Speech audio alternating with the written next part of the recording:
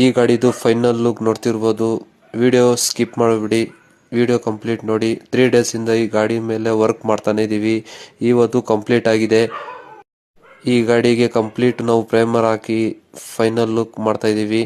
Next level ಇದಕ್ಕೆ complete ನಾವು ಕ್ಯಾಪ್ಸಿ brand ಅಲ್ಲಿ ಗ್ಲೋಸಿ ಬ್ಲ್ಯಾಕ್ ಪೈಂಟ್ ಮಾಡ್ತಾ ಇದೀವಿ. ಇದು ಕ್ಯಾಪ್ಸಿ ಬ್ರ್ಯಾಂಡ್ ಗ್ಲೋಸಿ ಬ್ಲ್ಯಾಕ್ ಪೈಂಟ್.